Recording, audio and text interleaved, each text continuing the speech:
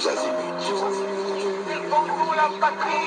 Peuple congolais, il est temps de nous lever, de nous serrer les coudes et d'agir pour défendre notre patrie, notre intégrité territoriale et l'intangibilité de nos frontières.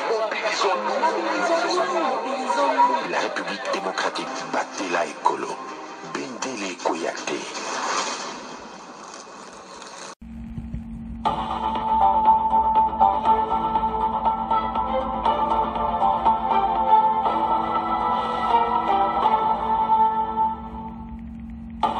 Bonsoir, bonsoir, bonjour, c'est Congo News 24.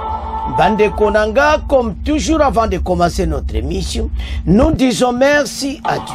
Nous disons merci à nos chers abonnés et téléspectateurs qui nous suivent partout dans le monde et en RDC. Bande Konanga, soyez les bienvenus. À la une, chers téléspectateurs, on va commencer cette émission Bandeko avec réaction sur la résolution 2773. La RDC exige au régime notification d'armes vers le Rwanda. Alors, Kaikwamba yindisi lisuma benandinga kosakarati. Alors, Bokoyoka. Oaza représentant Grand Lac. Tanga Zoloba. Azo Tanga même soutenu par des forces extérieures. Oleka Loba Rwanda. Alors, France a présidé Tokoyoka. Oui, tout ça réaction nango passe belé Toyoka qui déjà, mais makamoza ko sakanate awa. Tous à la connecter. Deuxième point chez téléspectateurs. Perquisition Bandeko, la résistance de Kabila à Kinshasa et à Kingankati. Alors, Bokoyoka, Ndenge Salamaki, lobby na Kinshasa, lelo na Kingankati eza ya koyinda. Donc biloko eza na kata Kingankati nyonso zobima. Alors les messieurs akozonga su Kinshasa te. Na ndenge ba persécuté maintenant officiellement ndako na ye ete makama beza na kati, il est contre le pays. Donc Kabila na ndimite ka ozonga su na RDC. Tozala connecté. Makamboza minene. Et puis la Belgique, bande konangai, renforcement des sanctions contre Kigali.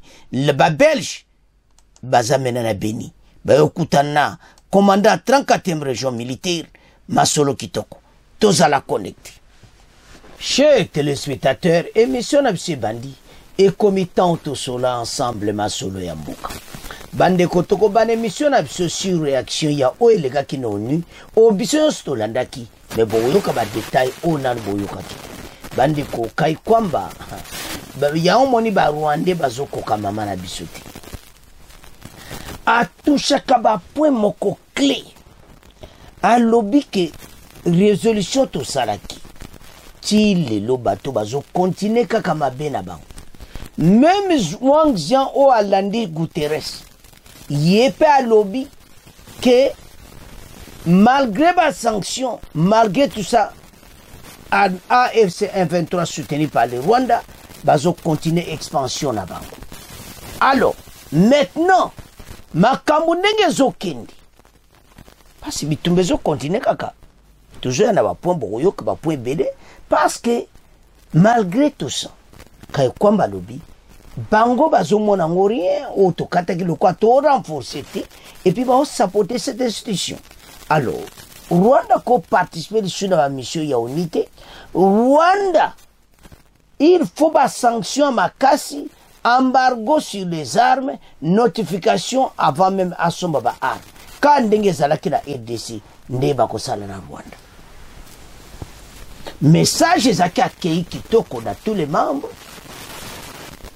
Pour bomona comment maman oyazo travailler makasi. Alors, quand elle a pris la parole, on se sentir sale.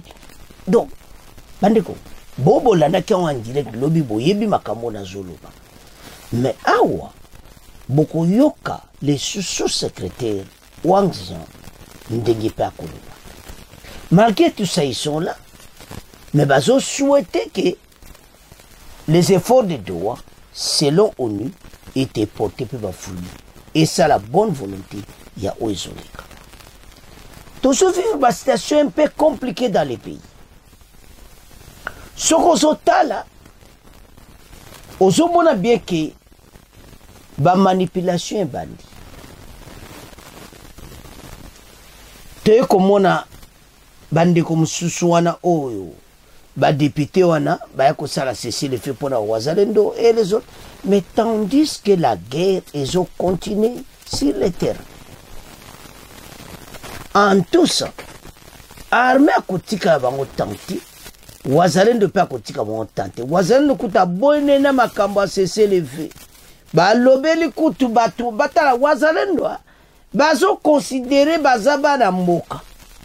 Mboka eza menacé, tokoyoka batu wana te o bazo pekisa to bunda na banguna. Ces jeunes baza déterminés na ndenge kosakana te. Bamoni wazalendo konko gagne terrain. La manipulation, c'est le Rwanda qui manipule tout ça. Mais il y a un problème. Mais tout ça avec Kaikwamba. Message qui toyoka Kaikwamba. Et puis toyoka Wangzian, ou à Landi Guterres, ou à zo responsable na Grand Lac, toyoka pays. Bon, to avance. Conseil de sécurité de la RDC exige un régime de notification sur les transferts d'armes vers le Rwanda. Dans son intervention, la ministre congolaise a rappelé les aéroports de Goma et de Bukavu restent sous le contrôle du M23 RDF, tandis que les populations civiles endurent une multiplication d'exécutions sommaires, enrôlement forcé, enlèvement et atteinte grave aux droits de l'homme. Oezo salamakuna ezaya kosangana te bafungola aéroport mbiloko banako kita na mboka batu bako continuer boyete avec ces armées rwandaises oyo baye ko envahir mboka na biso. Depuis l'adoption de la résolution du 2773, 54 jours se sont écoulés, marqués par l'attente, inertie et la poursuite des violences. Sur le terrain, rien n'a changé. L'urgence humanitaire en République démocratique du Congo ne peut plus atteindre et il envoie notre devoir moral, mais aussi la stabilité régionale, a-t-il déclaré. Kaikwamba a insisté sur la nécessité de renforcer les mécanismes de vérification en élargissant les mandats de la MONUSCO et en collaborant étroitement avec le groupe d'experts des Nations Unies. Et elle affirme que les décisions du Conseil de sécurité ne peuvent rester sans suite, en particulier lorsque les États continuent à violer ouvertement les résolutions. Thérèse Kaikwamba a salué les premières sanctions imposées au Rwanda et au M23, tout en appelant les mesures plus strictes, notamment les sanctions, la chaîne de commandement de RDF, les décideurs politiques impliqués, révoquer le statut du Rwanda comme pays contributeur du troupe, imposer un embargo sur les minéraux issus de l'exploitation illégale en RDC et de mettre en place un régime de notification sur les transferts d'armes vers le Rwanda. Maman Azana a raison. Conseil Oyo, Kagame a piétiné la décision de Nobuzuti. Et puis il faut renforcer yango.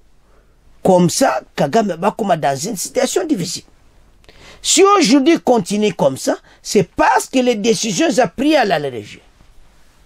Alors, Toyoka Kaikwamba, sous la présidence française, et puis Toyoka Wangzian, Oya Grand Lac. Avançons. Certains acteurs se sont déjà mobilisés en imposant des sanctions ciblées contre le Rwanda et le M23. Cela mérite d'être salué. Une décision du Conseil ne peut rester sans suite, en particulier lorsqu'elle est ouvertement violée par un État qui contribue pourtant aux opérations de maintien de la paix. Fort de ces mesures, le Conseil doit désormais faire respecter sa propre décision. L'expérience le montre. Les sanctions ciblées et la pression politique fonctionnent. Elles modifient les rapports de force, réduisent les soutiens extérieurs et favorisent les ajustements de posture. Il est temps de les intégrer dans une réponse multilatérale structurée. Et demander des comptes ne devrait pas valoir une menace. Personne ne devrait être envoyé en enfer pour avoir défendu la Charte des Nations Unies. La République démocratique du Congo recommande ainsi de constater formellement le non-respect de la résolution 2773 par le Rwanda, de mettre en place un mécanisme de suivi assorti de mesures coercitives progressives, de sanctionner la chaîne de commandement des RDF et des décideurs politiques responsables, de révoquer le statut du Rwanda comme pays contributeur de troupes, d'imposer un embargo sur les minerais rwandais issus de l'exploitation illégale en RDC et d'instaurer un régime de notification obligatoire sur les transferts d'armes à destination du Rwanda. Ces mesures sont fondées dans les faits, le droit et le mandat même du Conseil de sécurité. Sans ce fait palpable, il est fort évident que le Rwanda et le M23 puissent entraîner la perte totale de l'autorité de ce Conseil, non seulement aux yeux des populations congolaises meurtries depuis 3 décennies, mais aussi aux yeux de toutes les nations du monde qui croient encore à la mission universelle de ce Conseil. Monsieur le Président, Mesdames et Messieurs les membres du Conseil, alors que ce Conseil délibère, les populations de Goma, de Bukavu, et de l'Est de la République démocratique du Congo en général subissent chaque jour les conséquences de l'inaction. Elles ne sont pas oubliées, leur souffrance est visible, leur résilience force le respect, leur dignité demeure intacte et notre unité nationale inébranlable. Avant que l'espoir soit ravivé par la résolution 2773 ne s'éteigne, la République démocratique du Congo appelle ce Conseil à décider sans délai des organes chargés de son exécution, évaluer clairement les conséquences de non-respect, y compris par des sanctions ciblées, et mettre en place un mécanisme de suivi garantissant la redevabilité et la cohérence de la réponse internationale. Alors que ce Conseil délibère, les populations de l'Est de la République démocratique du Congo continuent de subir les conséquences de l'inaction. Je donne à présent la parole à M. Rongxia, envoyé spécial du secrétaire général pour la région des Grands Lacs. Soyez bienvenus. Merci, Monsieur le Président. Monsieur le Président, distingués membres du Conseil, Excellence Madame la Ministre d'État, Ministre des Affaires étrangères de la République démocratique du Congo, Excellence Monsieur le Ministre des Relations extérieures de la République d'Angola, Excellences, Mesdames et Messieurs les ambassadeurs, distingués membres du Conseil, je vous remercie de l'opportunité qui m'est donnée de présenter le rapport du secrétaire général en faisant le point de la situation qui prévaut dans la région des Grands Lacs. En préparation de cette communication, j'ai mené une tournée régionale qui m'a conduit tour à tour en Angola, en République démocratique du Congo, au Burundi, au Rwanda et en Ouganda. J'ai eu ainsi l'honneur de m'entretenir avec les chefs d'État ou les ministres de ces pays, ainsi qu'avec certains membres de la communauté diplomatique et de la société civile, notamment les femmes congolaises, auxquelles je rends hommage pour leur engagement défectible en faveur de la paix, malgré les conditions difficiles qu'elles traversent. Outre les éléments que je porterai à l'attention du Conseil de sécurité en tant qu'envoyé spécial du secrétaire général, je souhaiterais également aujourd'hui, Monsieur le Président, transmettre quelques messages des acteurs de la région en gardant à l'esprit, bien entendu, cette question qui nous préoccupe tous. Comment capitaliser sur les différentes initiatives de paix en cours et parvenir, in fine, à une paix durable dans l'Est de la République du Congo, dans la République démocratique du Congo, épicentre de la crise profonde qui perdure depuis une trentaine d'années. Monsieur le Président, le 27 mars dernier, ma collègue Bintou Keita, chef de la MONUSCO, vous a présenté ici un tableau exhaustif de la situation sécuritaire et humanitaire dans l'Est de la RDC. Je ne reviendrai donc pas dessus, si ce n'est pour rappeler ce constat sans appel.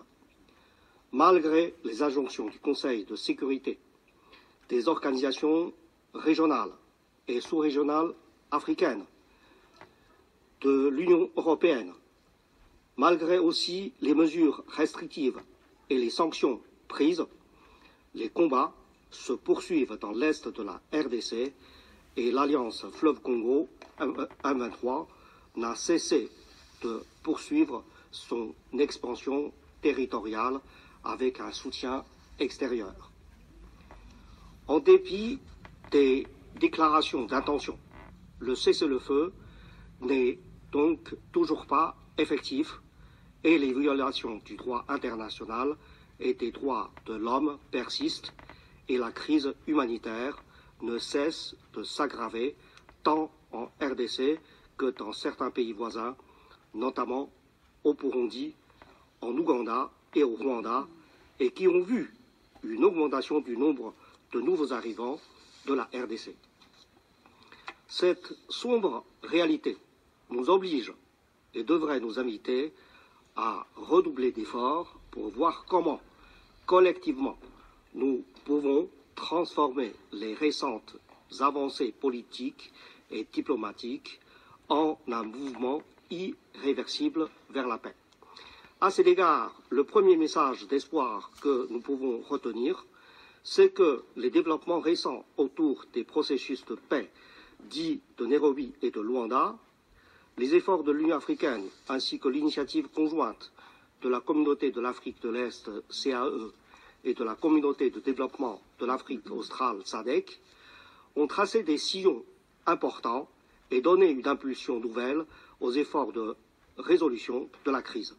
Je salue la rencontre initiée le 18 mars à Doha par l'émir du Qatar, Sheikh Tamim bin Hamad Al Thani, entre le président Félix Tshisekedi et le président Paul Kagame, ainsi que les consultations diverses de la facilitation qatari qui ont suivi avec les délégations de la RDC, du Rwanda et de l'AFC M23. Ces démarches marquent une étape cruciale dans les efforts visant à un cessez-le-feu sur le terrain et à la désescalade des tensions entre la RDC et le Rwanda. Par ailleurs, la reprise des échanges entre les services de sécurité du Burundi et du Rwanda pourrait contribuer à une désescalade des tensions entre ces deux pays. Tous ces efforts montrent que la paix est encore possible. C'est pourquoi, et c'est là mon deuxième message, il est important que les parties fassent preuve de bonne volonté et soient disposées à faire des compromis lors des négociations pour une résolution durable du conflit en cours dans l'est de la RDC. Bandeko Tolandi Bango. Bon moment à connaître les pays ESA menacés. Bon moment à comment ONU a comme un problème. La ministre d'État Tchebango en épreuve. Abi Rwanda cause a su contribuer à la troupe. Il faut qu'imposer régime de sanctions. Oyo notification sur ma arme. Abi banda bokata ki en 56 jours, rien n'a changé sur le terrain. Et ça coûte que ça aggravé. Bazolinga kako gagne. Bolandi ou anxion. Aluba gagne de territoire à territoire. Mais yazo salué ni na doa. A monike zakinzela malam. Yanto seba congolais. Tant aux alliés, tant aux congolais, nous sommes tellement pour l'intérêt de la nation. Pour chasser cet ennemi. Comment manipulation continue à niveau que ça ganati. Mais les Congolais, tous awabi, tout élément. Ce qui se passe chez nous, ils sont les Congolais nous à tellement et on pose un acte de benga l'ennemi. Parce que baza ko crier souka. Bango bazo kosa ki o cesser les feux, mais la salité. Yango farde sa zo zela bango na chaque coin en village. Et les Wazalendo. On ne peut pas laisser ce temps na batu ou. Wazalendo kuta pesi message clairement et to boyi makama cesser les feux. Mais entre-temps, un autre député na ba mususu ba kina Kinshasa ba le makama cesser les feux. Mais ba Wazalendo ba réagir mbala moko. Toko sala cesser les feux. Makama doye ko continuer ko katana na ngote. Parce que na tango bazako yebisa bango bango bazako yoka tele Wazalendo bango yokela mututi. Ba o continuer biso to ko appuyer les Wazalendo bo continuer bon ndima cesser les feux.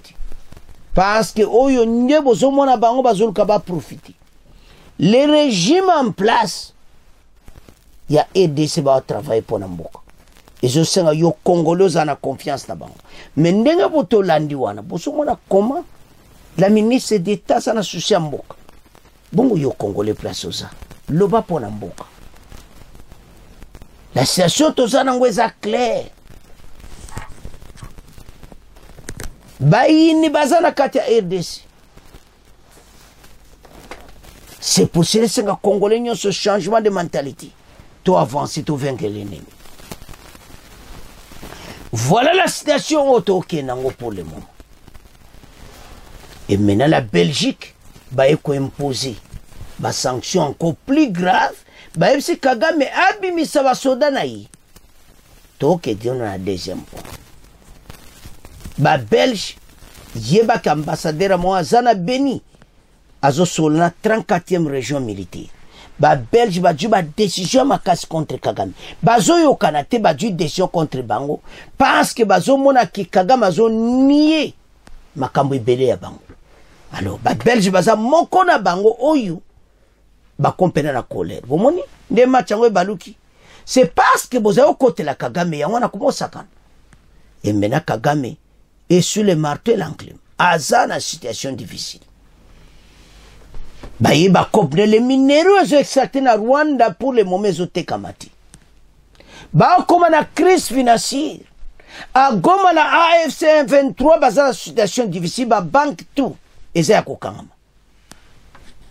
Bazolu ka basala ba banque na ndenge na ba banque basala kango bongo te. Ça ne marche pas. Kagame kuna zana ba instruction claire. Ameka ko sala ba kopa ba banque te na goma. Baza la situation difficile, baza bloqué AFC 1-23. Alors, batika oyo baza kosala. Ceux qui baza ba Congolais, ba reconnaître que baza ba Congolais, ba tcheko boma ba Congolais. Et ceux qui ont interview à Nanga, mais au sel eyo kakana pasi. Comment d'azo kumisa ba Rwandais? O ba o tozomona ba tuchi wana ce sont des Congolais. O baza na biso za ba Congolais baza besoin toza légal ba lingi bo ba Rwanda bo ba loba ki Rwanda baza na RDC te na biso za na ki Rwanda te na RDC. Ki nya Rwanda jamais za na RDC. E ko tika la peko loba mana RDC te.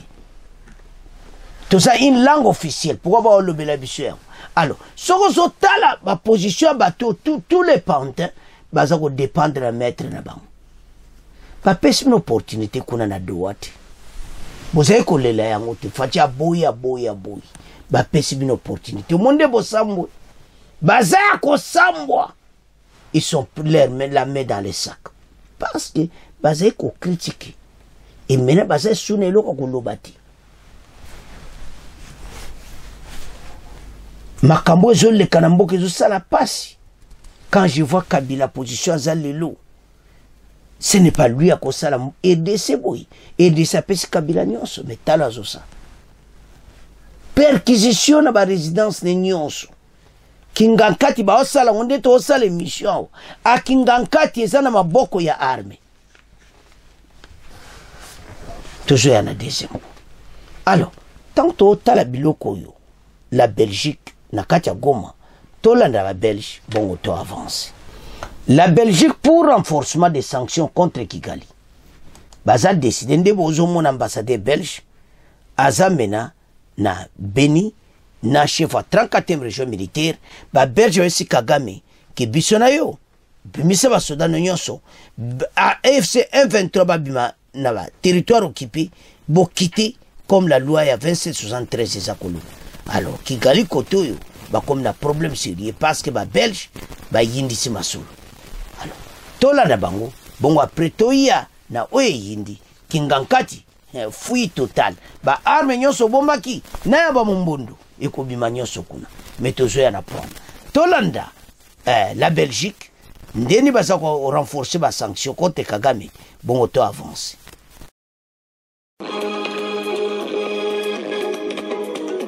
Bienvenue, mesdames, messieurs, à cette revue de presse du jeudi 17 avril 2025. Guerre du 1-23, la Belgique réitère sa position contre le Rwanda, annonce la référence plus. En séjour en ville de Béni au Nord Kivu, l'ambassadrice de la Belgique en RDC, après avoir échangé avec le gouverneur du Nord Kivu, le général Évariste Somo Kapuli, a réitéré la position de la Belgique basée sur des sanctions contre le Rwanda face à la guerre qui oppose la RDC au groupe rebelle du 1-23 dans les deux Kivu. La diplomate belge a indiqué que son pays reste engagé en faveur du retour de la paix à l'est de la RDC. Elle souligne que Bruxelles vise à renforcer la pression pour que les sanctions se multiplient contre le régime rwandais ainsi qu'aux rebelles du 1-23, auteurs de plusieurs tueries au nord et au sud Kivu.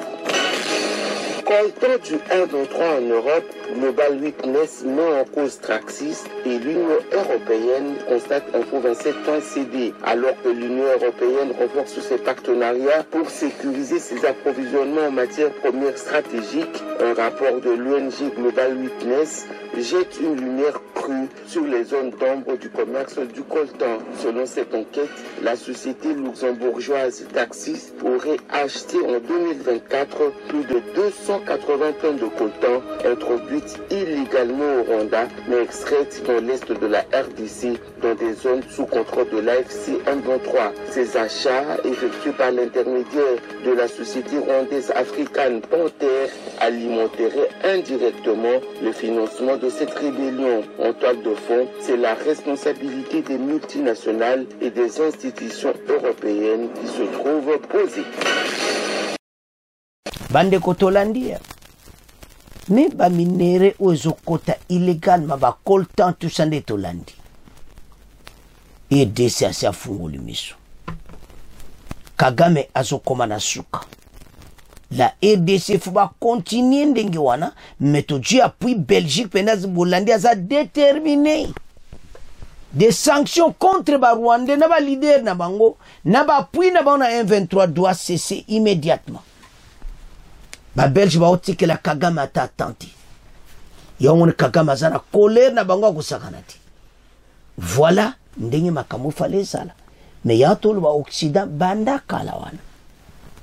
So mon Occident comment le babo c'est dit kopesi kufina Kagame. Il n'y a plus d'hypocrisie. Bazo sundoli déjà Kagame.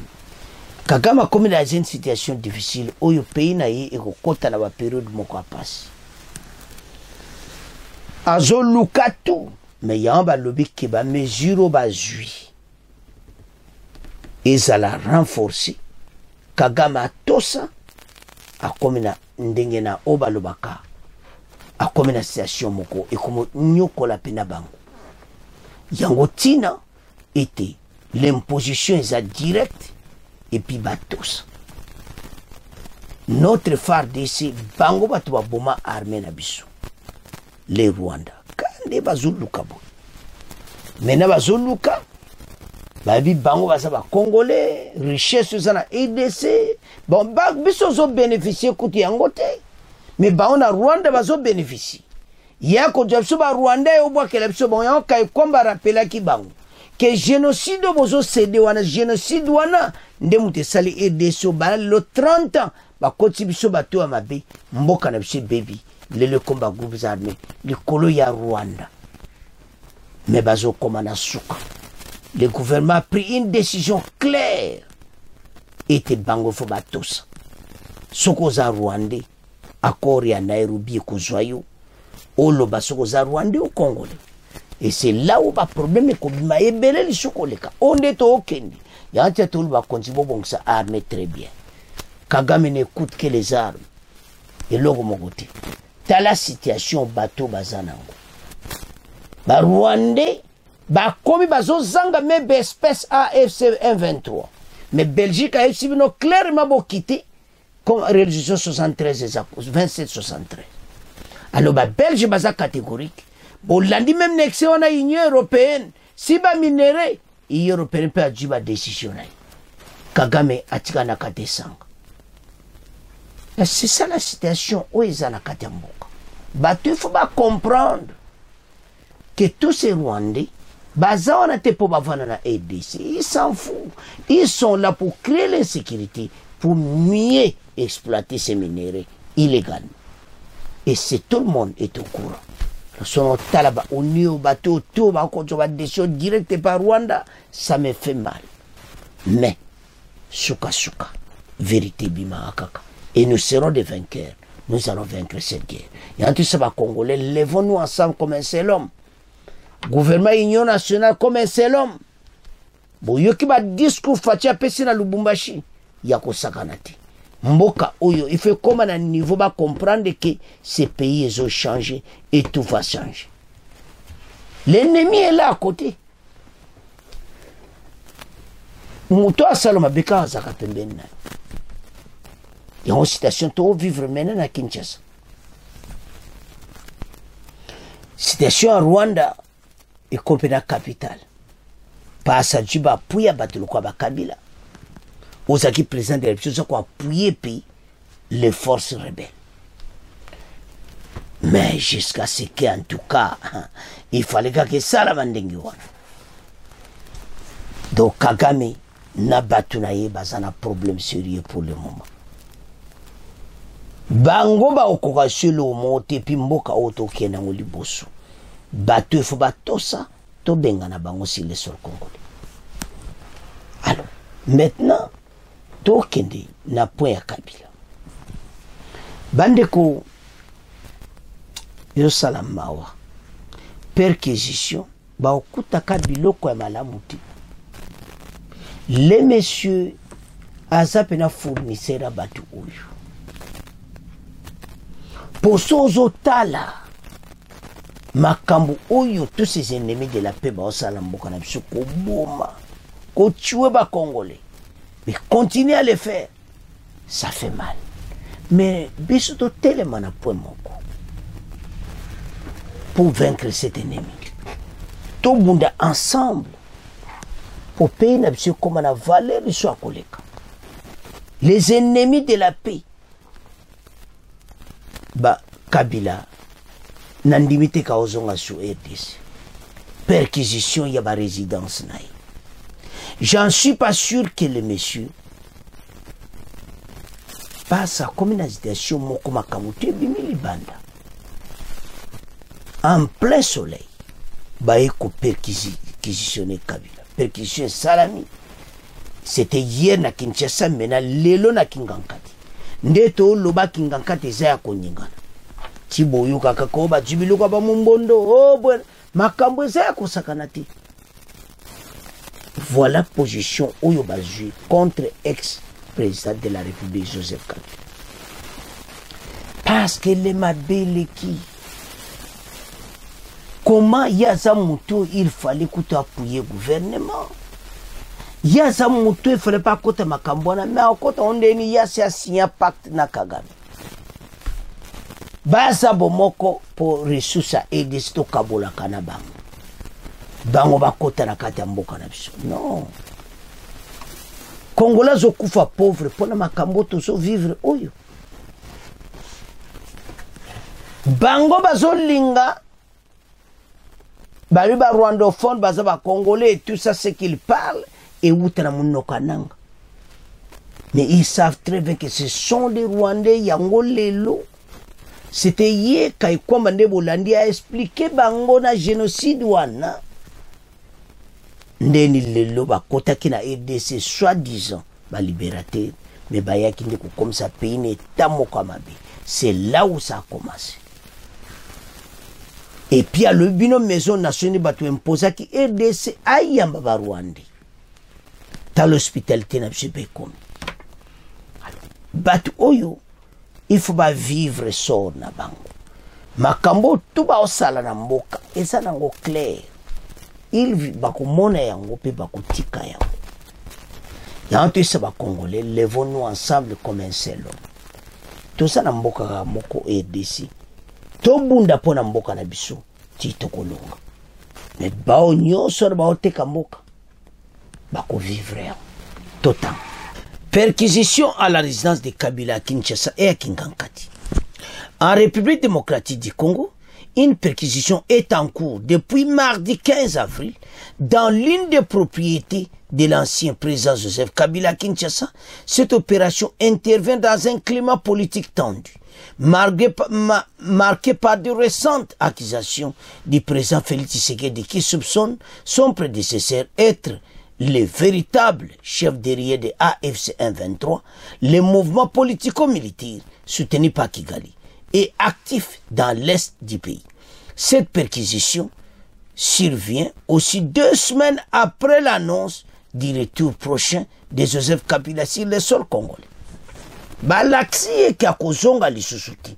Bakar blindé partout à la porte, partout bas côté na kati ya bandaku, on a tout menacé et on a pris tout. Pour baki ne ko évaluer ba document nyonso ou ezananda kwa Kabila. Il a un problème sérieux. Cette perquisition survient 2 semaines après Makambo. Les perquisitions ont débuté mardi 15 dans une concession située dans la commune de Limeti, à Kinshasa. Il ne s'agit pas lieu d'habitation, mais un site d'habitat de bureaux, de dépôts et de conteneurs, dont certains appréhendaient des hommes d'affaires, notamment indo-pakistanais. Et ça, nani ya Kabila. Mais ben indo-pakistanais, bazana kati ba kop na ba conteneur. Bomona ba arme na kati. Selon les sources proches de la famille Kabila, les premiers agents parmi lesquels les militaires seraient arrivés sans présenter des documents officiels, mais que soit le lendemain des services de renseignement civil et militaires sont venus, cette fois munis d'un ordre de mission. Leur objectif est de chercher du matériel militaire présumé volé. Un avocat à la famille Kabila était présent sur le lieu mercredi. On apprend également qu'au moins 4 militaires passent la nuit sur place depuis le début de l'opération. Ils ont exigé les documents administratifs concernant certains véhicules trouvés dans la concession. Bakutina ba voiture na kata concession en tout cas Kabila vraiment sakana mboka na biso. Ba voiture wana ba document na okutifu ba document ba voiture wana eza kutu bemti. Les perquisitions devaient se poursuivre ce jeudi avril. Selon les sources de la famille, une nouvelle perquisition soit également prévue les prochains jours au parc de la vallée de l'Antilly. Donc le long jeudi, eza Antilly. A Kingankati. Maman Nangai. Makamweza minene awa. Le nom de parc de Kingankati où se trouve l'une des résidences principales de Joseph Kabila. Cette série de perquisitions, yangonde bayeba. Oyo nini ezana kati comme ça batu oyo ba vivre yango en complicité na Kagame biloko ebele ba ekokuta tout est emporté. Cette série de perquisitions intervient alors plusieurs membres de la famille Kabila dont l'ancienne première dame sont actuellement absents du pays. Naye mwasi naye azana problème sérieux. Et maintenant, bakoti babana limeti. Nde bozomona bakoti na kati bakuti bakara kosakanate, babiloko kosakanate. Et maintenant lelo bazana Kingankati. On a pris tout, on a formé des voitures neuves, babilo mususu bo vérifier et puis bakuti ba conteneur na kati lopango wa Kabila. Mais ba conteneur wana biloko nini eza na kati. Ba juniors bakenango. Match eza mobulu na mikolo zoya. Nandibite Kabila ozo parce qu'ils vont trouver des documents ou des documents documents sensibles. Il a un problème sur lui. Avançons. Bandeko ni mwasi naye azali suna RDCT. Ndeto tangiwana Olive Lembe est à l'extérieur du pays, donc à région de Kabila. Ndeto uloba awa. Ba perquisition ko sakanate, ba résidence à Kabila nyonso eza persécuté. On a commencé par Kinshasa. Bakena limete.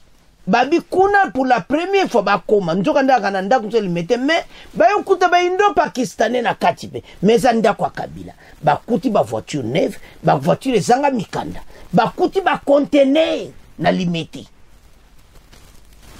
Ba emporter ba document et belé nanda kwa limete. Bakena. Et puis soda bazola la wana 24 sur 24. Muta Kabila kotate abimati. Match eza mobulu. Alors, nalimete bakuti babiloko moko asomo bakenango.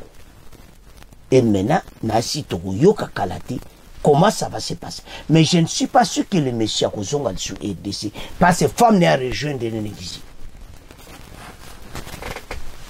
Parce que kozonga les sociétés. Bama kelelo a kokitana est et ça chuté. Il fallait des perquisitions sérieuses. Maintenant, les lobazana kingankati. Ce qui n'a kingankati le comme abezati. Pourquoi moi si n'a pas Kimi? Pourquoi Olive Lembepe abimi RDC? Ce qui a kingankati pas ces perquisitions à l'élo. Bah le moi si n'a yebaki. Mais pourquoi elle a fui? Parce que déjà ba souda ba ki jana kingankati déjà ba alerté. Mouta kontate, mouta bimati. Mais pourquoi moi si n'a pas Kimi? Botala ce qui se passe. Tu sais ce qui binoque. Situation à Kabila et kozalaka ne ba présent monsieur africain de nezalaka. Il ne rentrera plus, je ne crois pas. Parce que perquisition ne komisa ba document ya mabe. Biloko ba keko mona eza ya kosagana te. Et puis banda kuna nyonso na Kinshasa. Na limete nde bakuti na ba conteneur. Siko biloko nizana kate ba conteneur. Soit-disant avocat na ya aussi présenté même si zalaka ko.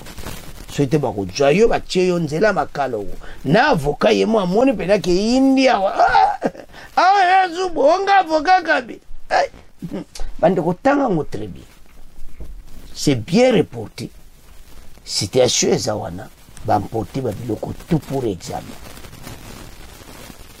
Nakate wa conteneur. Babiloko anyonso bakuti na ndawa Kabila. Surtout kingankati. Yawa na sabatu. Bope sa vrai info. Toza yo kabanda kalo kingankati. Voilà. Mais lelo penza eza officiellement perquisition officielle. Mundu basana manda ba ena lettre. Renseignement militaire, renseignement nyosaner, tout le monde n'a kati masoul. On a pris tous les dossiers na kingankati, tous les dossiers na limité et tous ces prévenus to lobawa kingankati zanku.